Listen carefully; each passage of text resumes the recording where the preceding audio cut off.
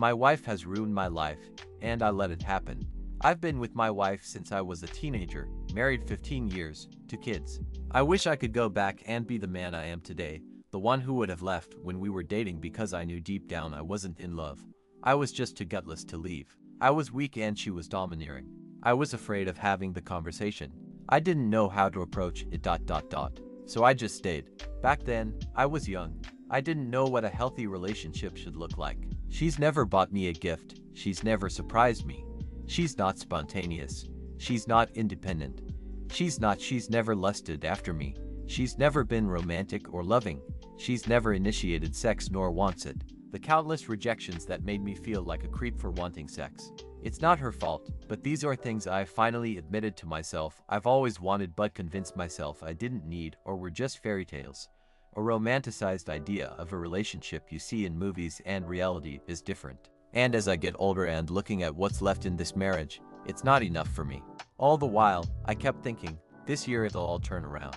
Her health would improve. She'd get on top of her depression, her anxiety. She'd get a job. She'd be a partner and help around the house. Over time, she has been diagnosed with CPTSD, ADHD, and most recently, autism. This year, she booked a colonoscopy on our 15th wedding anniversary that she forgot about anyway. She forgot my birthday. Her weight is ballooning. Her health issues are catching up with her. She barely does anything but watch TV shows and play on her phone. I've offered countless times to walk with her. Over time I learned to keep my mouth shut because she turns it around onto me, pressuring her. I'm used to being alone, but it feels so much harder now that I have given up. I checked out of this marriage 5 years ago.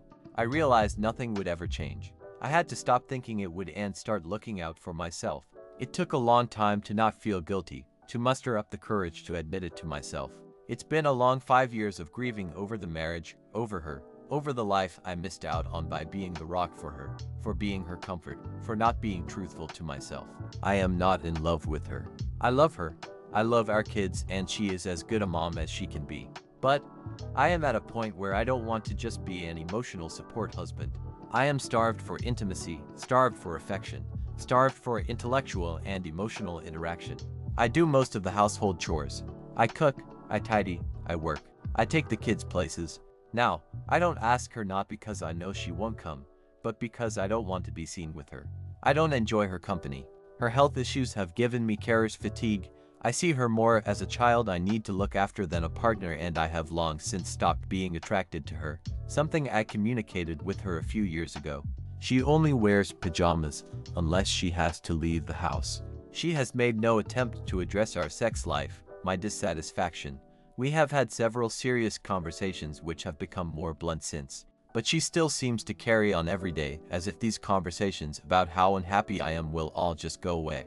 I don't think she thinks it's as serious as it is, or she is just used to me not being strong enough to leave.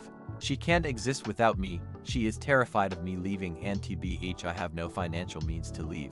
I want to divorce, but I don't know what will happen if I do. I'm deeply unhappy. I'm alone. We don't fight. Every day is just another day, going through the motions. I just want more. I wanted more. I crave physical touch. I crave a partner. I am jealous of other people. Writing this out is daunting. It feels like the tip of the iceberg. I deserve more, surely.